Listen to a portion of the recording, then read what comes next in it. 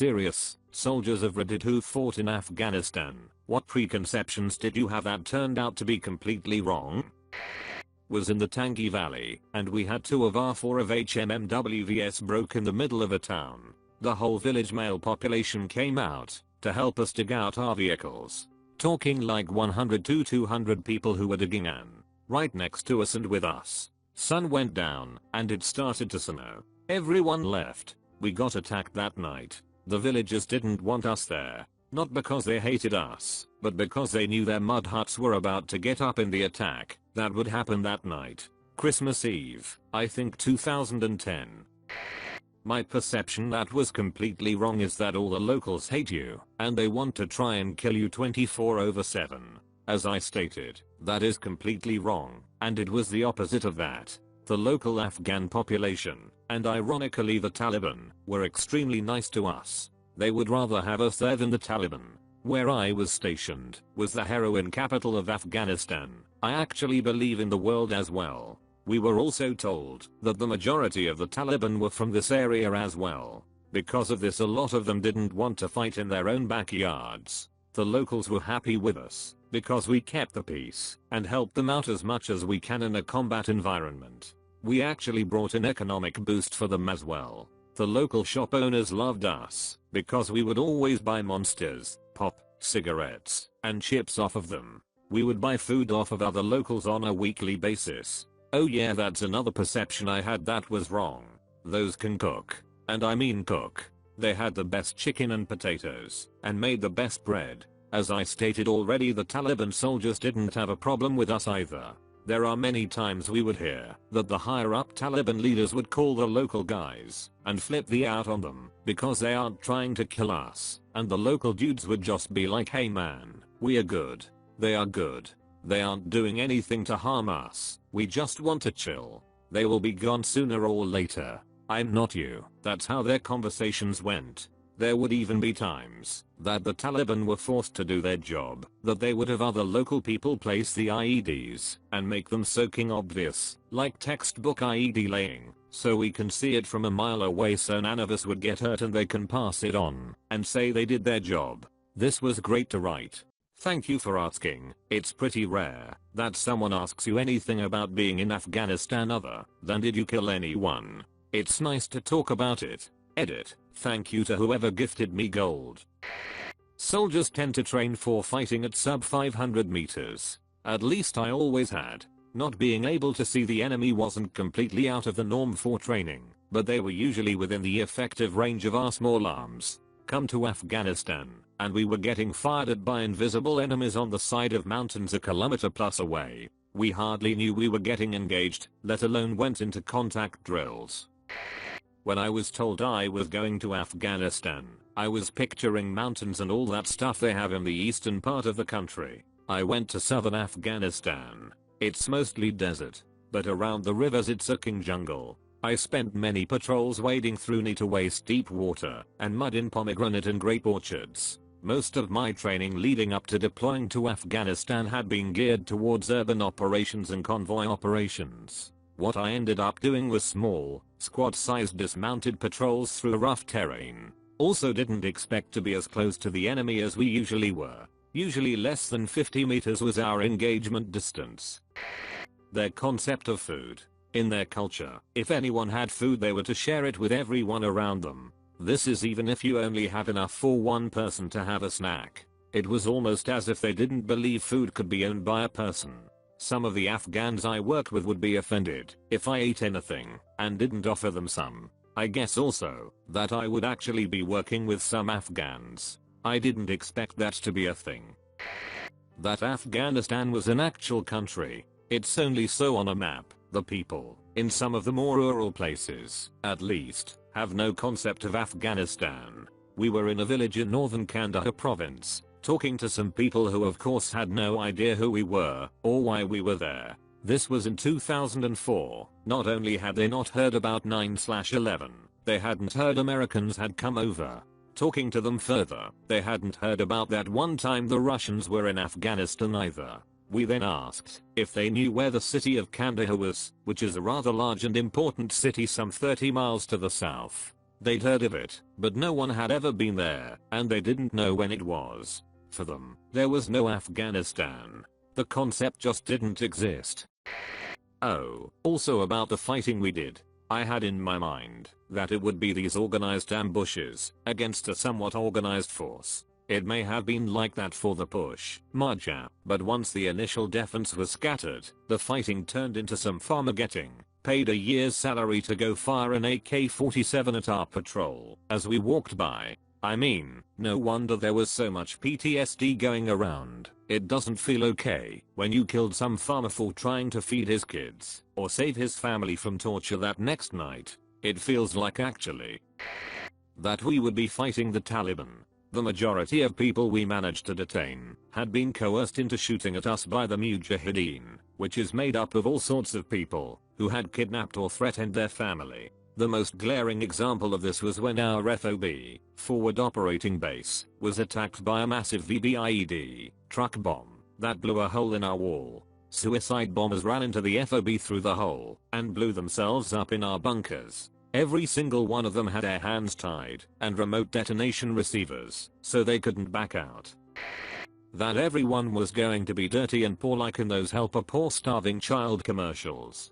I remember being really surprised to see kids running around, playing in dirt roads and everyone was clean. No dirt smudges on their face or anything. Also there were these two little girls with the most unbelievably white dresses I have ever seen, standing by the side of the road watching our convoy roll by. Very surreal. That it was all arid desert. At one point in my deployment my team had to dig irrigation trenches because our tents were flooded past our ankles. At another point in my deployment I was trudging through what was essentially a jungle. Deployed in 2011, my misconception was that we were going to help the Afghans have better lives. Like you/Zatanna said on here, most of them just wanted to be left alone and didn't care at all about whether they had democracy or the Taliban. We would do anything we could to get people to talk to us and give us any information on the Taliban and Haqqani. Most said nothing, but some were honest. Look, what good will it do me to talk to you? You will leave soon.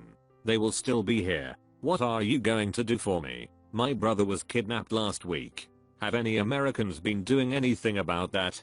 Can you protect me and my family? If something happens to us, can I count on you? Of course, we would try to sound positive and helpful without making promises, and try to act like of course, we're here to help you. But protecting Afghan civilians was not the priority. Not that we would intentionally endanger them, but we would never go out of our way just to save or protect a local. Force Force Protection is the name of the game. And I get it, it's the military, not a humanitarian NGO. Certain missions take priority, and you can't risk lives needlessly. I just thought that we might have put more effort into winning trust. I'd have to say this is not a perception, but rather a culture shock. I was never part of any interrogations, but I was told that some of the Taliban we had been fighting believed we had force fields that were causing their weapons, most notably RPGs, to not hit us. It had nothing to do with skill of the user or the weapon's capabilities. They actually believed our technology was that superior.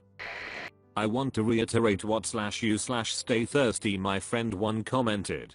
Before I first deployed I too felt that we were going to support the Afghans in working towards their own independence and stability. Instead I realized we were not supporting them so much as propping up a system that they could not or had no interest in propping up themselves. I fully admit that I'm jaded, and I probably saw a small slice of what was really going on. However, I've heard so much of the same from so many service personnel that I feel that it is systemic. I deployed with 3rd Marine Battalion, 5th Regiment to Helmand Province, and then later with TU/5 to the same province. What I saw there was massive incompetence on the part of the ANA and ANP, Afghan National Army/Police. This wasn't the sort of incompetence brought on by lack of training.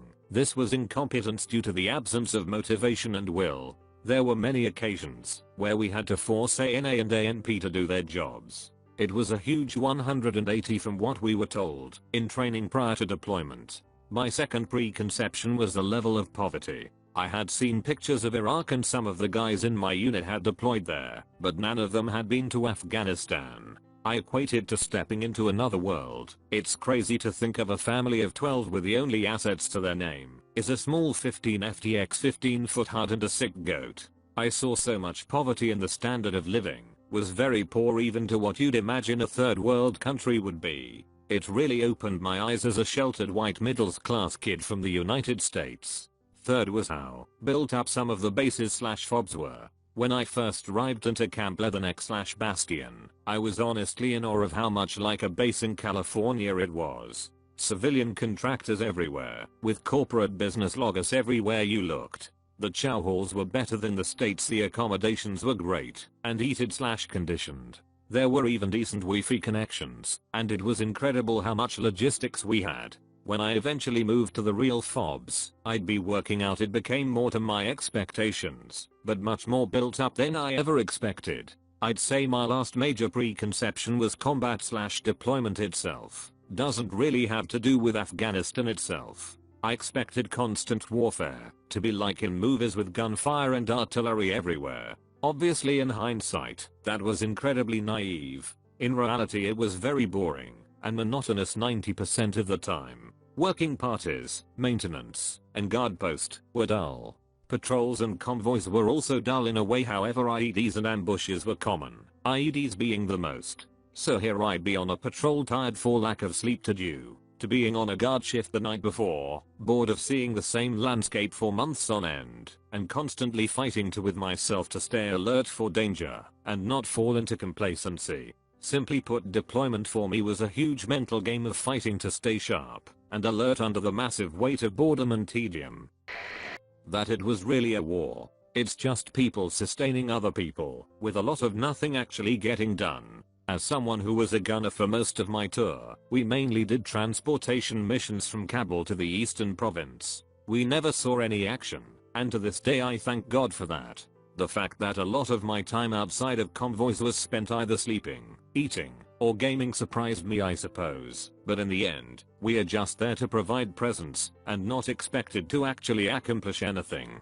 The amount of awards given out back in Kabul for people simply hitting a high quota of maintenance repairs threw me off too. There were times when I was looked down upon for not working every day in a shop and instead being on convoys. The worst part of it all was losing a friend to suicide after returning home safe. That was something I never expected to see happen, and it still messes with me to this day.